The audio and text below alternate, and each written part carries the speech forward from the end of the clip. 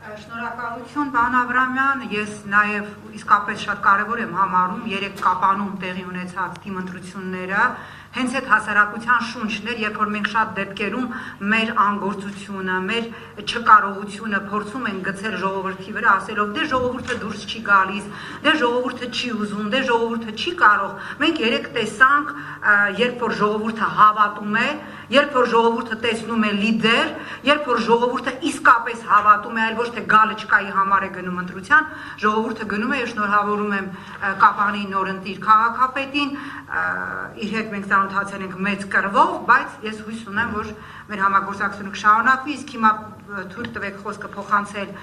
Նարեկ Սամսոնյանին, պարոն Սամսոնյան, կարծում եմ ինչպես միշտ շատ բաց կանդրադառնաք մի քանի կարևոր հարցերի, որտեղ իսկապես հասարակությունը այսօր ես այլ մեր քաղաքացին ինքը լրագրող չի, ինքը քաղաքացի է, ով ասում էր ես գալիս եմ այստեղ ստանալու հարցերի պատասխաններ, ինչ ենք անելու մենք, ինչ կարող է անել իշխանությունը, մենք հասկանում ենք, որ ոչինչ, ինչ է անում խորհրդարանական ընդդիմությունը, եթե կարող է ինչ, եւ ինչ եք անում դուք, Նաիրա Զոհրաբյան, Նարեկ Սամսոնյան, մյուսները, որ խորհրդարանում չեք, որպեսզի մենք իմանանք, մենք հայրենիք թողնելու ենք մեր թորներին, թե բոլորս միասին ականատես եք լինելու մեր պետականության վերջի էջի կնքմանը, շնորհակալ եմ, խնդրեմ։ Ես չգիտեմ այդքան հարցին վերջում անպայման կանդրադառնամ, այսօր ես որոշել էի խոսել թեմաներից, որոնք որ ըստ էության դուրս են մնում, երբ որ մենք քննարկում ենք ներքաղաքական հարցերը, դրանք ամենակարևոր հարցերն են եւ անգամ դրանց մասին խոսելով մենք կարող ենք հետեւություններ անել, որոշել էի խոսել բացառապես սրանով, բայց չեմ ստիպված չեմ ենթարկվում գայթակղությանը եւ նախորդ ձեր հարցին պարոն Աբրամյանին տրված ես մի երկու դիտարկում անեմ, նոր անցնեմ իմ հիմնական զեկույցին։ Ուրեմն, երբ որ մենք այո քննարկում էինք ինչ անել, որպեսզի ավելի լավ ընթանա պայքարը փողոցում, այդ ժամանակ ես անձամբ Նաիրա Զոհրաբյանին եւ ոչ միայն ասել եմ, որ այսինքն ոչ թե ասել եմ, այլ քննարկել ենք շատ լուրջ ամբիոնը գրավելու, ամբիոնից կարճելու, նրան ամբիոնի մոտիկ այո թույլ չտալու եւ այլն ավելի ռադիկալ անգամ ավելի ռադիկալ հարցեր, որոնք վստահ եմ նաեւ քննարկելու ենք այս ընդդիմության հետ, երբ որ ժամանակը գա, բայց այդ ժամանակ բան էր փողոցում պայքար կար, հիմա փողոցը դատարկ է ու ես կարծում եմ, երբ որ փողոցային պայքար կլինի, իսկ դա անխուսափելիորեն լինելու է, այդ ժամանակ այս ընդդիմությունը, որը որ այսօր խորհրդարանում է, վստահաբար ոչ միայն խորհուրդներ, այլև հանրային ու հրապարակային այդ պահանջները կլսի եւ կարծում եմ, որ կանի։ Երկրորդ մանդատների բարիդրման հարցն է, ես ամենայն հարգանքով բոլոր բանախոսների նկատմամբ ես մանդատները դնելը չեմ ուզում դառնա իդեա ֆիքս։ Մանդատները պետք է դրվեն ճիշտ ժամանակին եւ նպաստեն որպես խաղաքարտ ճիշտ ավելի արդյունավետ գործողության։ Եթե մանդատները հիմա դրվեն կամ չդրվեն, որևէ բան ես կարծում եմ այս պահին այս փուլում գոնե չի փոխվելու, որովհետև փողոցում չկա որևէ գործողություն։ Մանդատները պետքա դրվեն զուգահեռ այն գործողություններին կամ մանդատները չդրվեն, գոնե բոյկոտ լինի խորհրդարանական գործունեության, որը որ եղել է Վրաստանում, ինչպես նշում եք։ Վրաստանում դեռ մանդատները չեն դրել, բայց խորհրդարանական ընդդիմությունը հստակ բոյկոտի մեխանիզմը որպես գործիք օգտագործում է եւ ստանում է արդյունք։ Դրսում էլ Եվրոպանում մնացածները հասկանում են, որ ինչքան էլ իրենք փորձում են Իվանիշվիլու կառավարությունը համարել լեգիտիմ, ճգնաժամը հաղթարված, այս պարագայում այդ պայմաններում չի կարող հաղթարված համարել ճգնաժամ, այդ խորհրդարանում ընդդիմություն չկա։ Մեր ընդդիմությունը հուսով եմ այս ամեն ինչը ժամանակին կանի, չնայած դրան անդրադառնալու եմ հետո։ Եվ հիմա ըստ էության ներքաղաքական իրավիճակին անդրադառնալուց մենք վերջին շրջանում իրադարձությունները այնքան շատ են, որ մենք ուղղակի չենք հասցնում մեկը մյուսին հաջորդող սպանությունները, սահմանային ներխուժումները, այսինքն ինչ ներխուժում, սահմանը բացվում, այլ մարդիկ գալիս են զինվորներին ստորացնելով փորձում են ներս մտնել, միտեղ ստացվում է, միտեղ չի ստացվում, բայց պետություն չկա, որը պաշտպանի այդ մարդկանց ու ընդհանրապես որևէ կահավորում եւ այլն, պարոն Աբրամյանը շատ ավելի փորձառու է այդ ուղղությամբ մի քիչ առաջ էլ ասեց, որ ոչ միայն կահավորում չկա, այլև որևէ նպաստավոր պայմաններ չկա, որ պետությունը քո կողքը կկանգնի։ Այս ամեն ինչի մասին մենք մոռանում ենք, բայց պարոն Ենոքյանն էլ նշեց, իբր ներքաղաքական ճգնաժամի հաղթահարման համար արված ընտրությունների մասին Տիկին Զորաբյան դուք էլ ասացիք, որ եվրոպացիք համարում են, որ հաղթահարված է։ Ես ասեմ ձեզ, իմ խորին համոզմամբ ներքաղաքական ճգնաժամը ոչ միայն չի հաղթահարվել, այլև ներքաղաքական ճգնաժամն ավելի է խորացել։ Ինչու՞, որովհետև միայն ընդդիմության ազգային ժողով գնալը, կռիվ անելը, չգիտեմ, այնտեղ ծեծ ուտել, չգիտեմ, հարցեր տալը որևէ ձևով չի կարող ներքաղաքական ճգնաժամի հաղթահարման պատճառ հանդիսանալ, որովհետև ազգային ժողովի ֆունկցիոնալությունն ըստ էության զրոյական վիճակում է։ Մինչև հիմա ազգային ժողովում չեն կարողանում ընտրել ինչ-որ հանձնաժողովի փոխնախագահ, հասկանում եք։ Մենք Հայաստանում ունենք նորընտիր պատգամավոր, որը ռեկորդակիր է։ Ես կարծում եմ Արտուր Ղազարյան կարող է Գինեսի գրքում գրվել, որտեղ ես կարծում եմ 57 անգամ էլ չի ընտրվելու։ Այսինքն ազգային ժողովը այս վիճակում է։ Ու ազգային ժողովը ֆունկցիոնալության առումով թե եվրոպացիք են դա լավ հասկանում, թե մնացածը, որ ազգային ժողովը որևէ պարագայում չունի այն ֆունկցիոնալությունը, որը կարելի է ասել հաղթահարված է ներքաղաքական ճգնաժամը։ Մյուսը շատերն են խոսում իշխանության ուժեղանալուց։ Ես ինքս այդ տեսության կողմնակիցն եմ եղել եւ կարծում եմ, որ անկախ ամեն ինչից, այո, կա ինչ-որ այդպիսի պատկերացում, որ իշխանությունը ուժեղանում է այսքանից։ Ինչ է տեղի ունենում։ Կոնսոլիդացվում է ուժային աղբյուրները։ Ուժային բոլոր նախարարություններում իշխանությունը հասել է այն վիճակին, որը իրեն ամենաշատն է դուր գալիս։ Դա հայերեն իհարկե ճակերտավոր հայերեն բառով կոչվում է բարդակ։ Որևէ ուժային կառույցում այսօր չկա որևէ, այսպես ասած, ինստիտուցիոնալ հիշողություն, որից ուղղակիորեն տրամաբանորեն բխելու էր, կալանավորել այն մարդուն, որ նստած է վարչապետի պաշտոնում, կամ անգամ գնդակահարել այդ մարդուն, եւ այդ ողջ բանը, ողնաշարազերծված է ողջ այդ կառույցները։ Եվ այդ կառույցները այո այսօր ենթարկվում են ամբողջությամբ իրեն։ Այսինքն այդ բարդակը, տոտալ բարդակը ենթարկվում է իրեն։ Ինչպես տեսանք նաև այսօր ազգային անվտանգության ծառայ, ներեցեք, կարող է այսօր Աբազյանին էլ փոխեն, ուղղակի դες պատահական ստացվեց։ Կարամյանին տանել, մի խոսքով, փոխվեց պաշտպանության նախարարը, վա կարող է փոխվել ԱԱԾ-պետը եւ այլն եւ այլն, այսինքն ինչքան էլ մեզ թվում է, որ այս մարդն ուժեղանում է այդ առումով, բայց այս մարդը ունի մի խնդիր, այդ խնդիրը ուղղակի հետեւյալն է, հա, ուժեղացնել ուժային աղբյուրները կոնսոլիդացնել, ոչ թե հանուն պետության կառավարման։ Օրինակ համաշխարհային քաղաքագիտական գրականության մեջ շատ կարևոր բան է consolidation of democracy հասկացողությունը, որի մեջ մտնում է նաև այդ ինստիտուտների կոնսոլիդացիա։ Հիմա մենք գործ ունենք իրավիճակի հետ, որ դա արվում է, այսինքն ըստ քաղաքագիտական նորմերի, դա արվում է պետությունը ավելի ուժեղ բաների վրա դնելու համար։ Այս մարդը դա անում է բացառապես մի բանի համար, իր իշխանությունը պահելու համար։ Ինչու՞, որովհետև եռապատկվել է Նիկոլ Փաշինյանի թիկնազորը։ Եռապատկվել է։ Նոր մեքենաներ են գնվել։ Իդեպ շատ հետաքրքիր բան, այո, նոր մեքենաներ են գնվել զրահապատ։ Ավելացվում է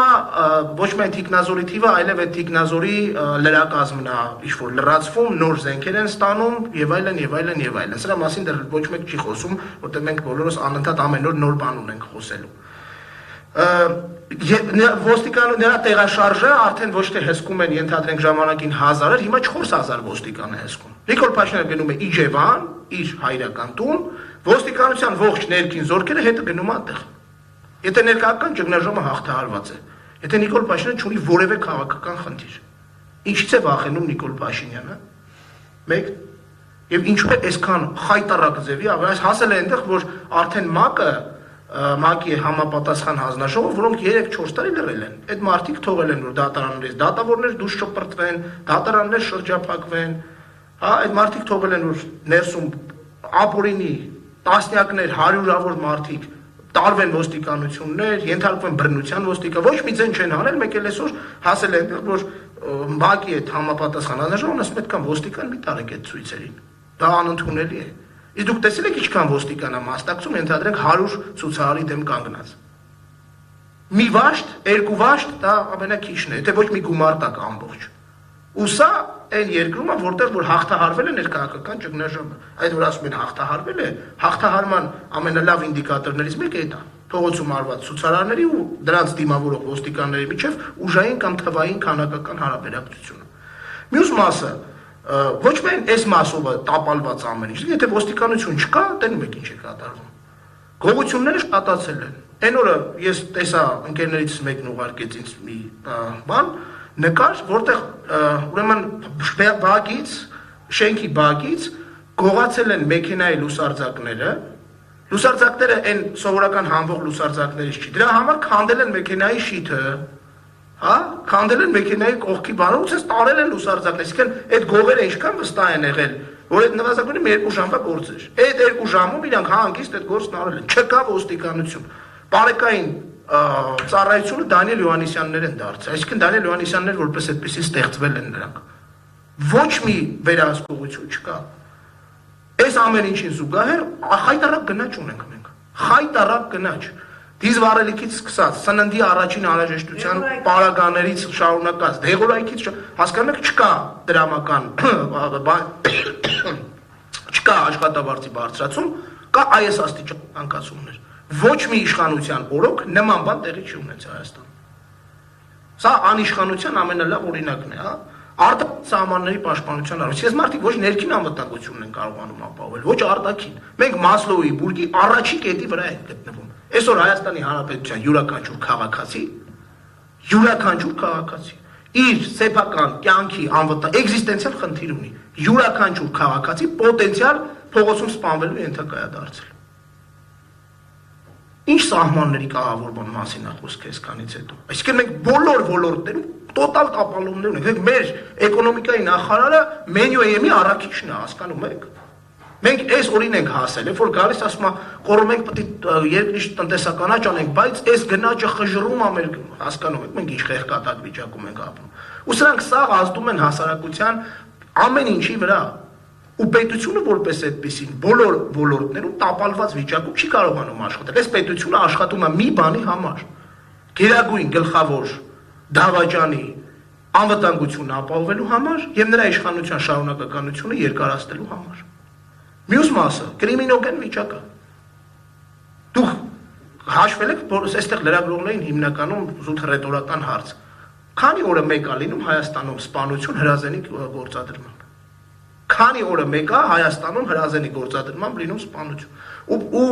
այս ամեն ինչով հանդերձ այդ սպանությունները մեկը մեկից դաժան է լինում։ Ամեն հաջորդը ավելի դաժան ու ավելի աղմկահարույց է լինում։ Ես այսօր նորից նստած երբ որ այս պատրաստում եմ այդ կրիմինոգեն վիճակին հասա, տեսա որ 3 երեկոյան 51-ամյա տղամարդու խոշտանգված ու սպանված դիա գտնվել Երևանի թաղամասերից մեկում։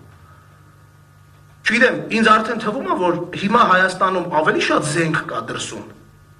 Հա, ապօրինի, հրազենի դեպ, զենքը սովորական ինքնապաշտպանական զենքի ավելի շատ հրազեն կա Հայաստանում, քան 90-ականների սկզբին էր։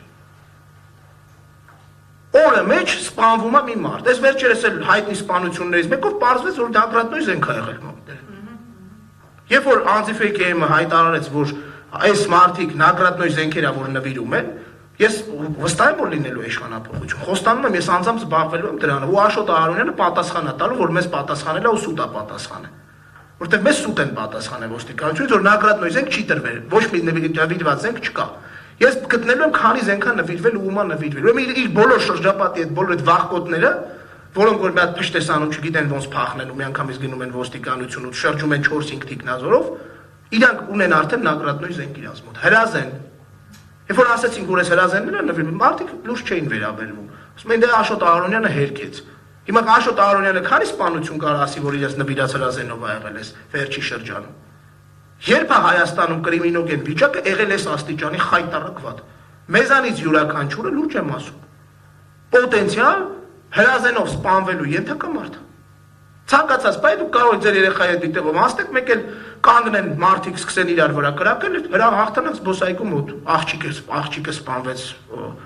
այսինքն այնքան է այս դեպքերը հասել, որ այս ոստիկանությունը հարց է առաջանում։ Լավ, դուք հիմա չեք պատկերացնում ինչ եք անում։ Հետո սրա համար ո՞նց եք պատասխան տալու։ Նիկոլ Փաշինյանի, Յոհաննա Հակոբյանի քաղաքական հանգստությունն ապահովելու համար պատրաստ եք այդքան բան անել։ Ուր է ոստիկանությունը։ Այս կրիմինոգեն վիճակը մի օր ձեր դուրն է չոքելու։ Երեք էլ դրանից հետո էլ ասեցին նռնակ են նետել արդեն Նիկոլ Փաշինյանի թիկնապահներից մեկի տանում։ Իսկ ցանկացած պահի ժողովուրդ ջան, զինվեք, եթե կարաք ինքնապաշտպանական ամեն ինչը, որտեվ ցանկացած պահի ձեր կողքով կարող է ինչ-որ մի հատ 9 գրամանոց պատրոն թռնի ու հանկարծ կպնի ձեզ։ Որտեվ այս երկրում ոչ մեկ չի մտածում դրա մասին։ Այս երկրում մարդիկ մտածում են կամ մանդատներ վերցնելու, կամ մանդատներ դնելու, կամ հողեր տալու մասին։ Ու սա շատ վտանգավոր բան է տեղատանում մեզ բոլորիս։ Այսքանից հետո իշխանության կողմից ներքաղաքական իրավիճակը ժողովուրդ անիշխանություն է։ Այս մարդը ունի մի խնդիր՝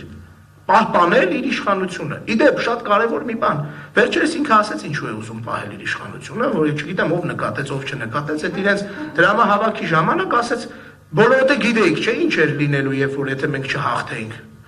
Ու միանգամից անմիջապես դրանից հետո ասաց փողոցներում մեր գնդակահարությունն էին բեմադրում։ Այսինքն այս մարդը վախենում է գնդակահարվելուց, չնայած անընդհատ ասում է պատրաստ եմ գնդակահարվել, բայց ամեն ինչ պատրաստ է անել, որ չգնդակահարվի։ Զուտ սրա համար, իրենց ֆիզիկական անվտանգության համար այսօր Հայաստանի Հանրապետության բոլոր ոլորտները հայտնված են հայտարարակ ճգնաժամի մեջ։ Ու այսքանից հետո չկա իշխանություն, չկա պետություն, չկա իշխանություն կամ։ Այսինքն մենք այսօր ապրում ենք անիշխանության մեջ, ու շատ շուտով այս վիճակը ավելի է խորանալու։ Ու երբ որ մարդիկ ասում են ընդդիմությունը ինչ պետք է անի, ընդդիմությունը ինչ պետք է անի, ես կարճ երկու բառ ընդդիմության մասին շատ եմ խոսել վերջին շրջանում։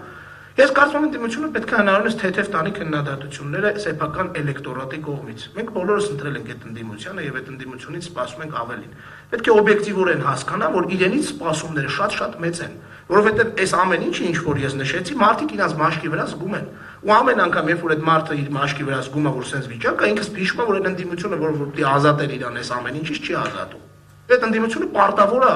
մտածել, մշակել այնպիսի իրավիճակ, այնպիսի փողոցային պայքարի կամ այնպիսի խորհրդարանական եւ փողոցային, ես կարծում եմ խորհրդանում չկար լծակ Նիկոլ Փաշինյանի իշխանությանը ավարտելու, բայց վստահ եմ, որ առանց խորհրդարանի անհնար է լինելու վերջնական հաղթանակը արձանագրել։ Այսինքն մեզ պետք են այդ падգամավորներն այնտեղ այն ժամանակ, երբ որ կլինի ընտրություն նոր վարչապետի, ոչ թե կլինի այդ ամեն ինչը լրիվ հակասահմանադրական ճանապարհով։ Մեզ այնուամենայնիվ պետք է լինելու այդ մարդիկ, ես այդպես եմ կարծում։ Բայց ընդդիմության խնդիրը կարծում եմ ամենաառաջնայինն է, որովհետև ժողովուրդը այլևս այս իշխանությունից ոչ մի հույս չունի, իսկ այն մարդիկ, ովքեր ընտրել են ընդդիմությանը, կարծում եմ, որ այստեղ կասկածողներ չկան, որ այդ մարդիկ հասարակության ամենագիտակից մասն են կազմում, եւ թերևս այն 22, այն 25%-ն են, այն 27-30%-ն են, որոնց վրա պետք է հենվի վաղը մյուս օրը այս հանրապետությունը այս խայտառակ փլատակներից դուրս գալու ճանապարհին։ Եվ ընդդիմությունը շատ ծանր վիճակում է հայտնված, կարծում եմ իրենք լրիվ մտածելու բան ունեն։ Ես էլ հարցին պատասխանելով ասեմ ինչ եմ անում, ես պատրաստ եմ ցանկացած պահի, ցանկացած ռեալ քաղաքական գործողության ամենաանձնազոհ գործողությանն եմ անգամ պատրաստ, որը կտա արդյունք, որը կլինի մշակված, որը կլինի պլանավորված։ Եվ ես երբեք չեմ պատրաստվում որևէ իմ գործողությամբ ուժեղացնել այս երկիրը կրծող, այս երկրի վերջնական, հոգեհանգիստը կազմակերպելու գնացող տականքի իշխանության ամրապնդմանը։ Որևէ գործողություն իմ կողմից այդպեսի չի լինելու, ես սրանով այսքանով թերևս ավարտեմ, շնորհակալություն։ Սամսոնյան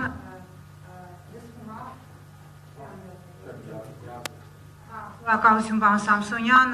Իդեպ Մարտակ Դավթյանին մեղադրանք է առաջադրվել արդեն։ Դե բարձր, դե բնական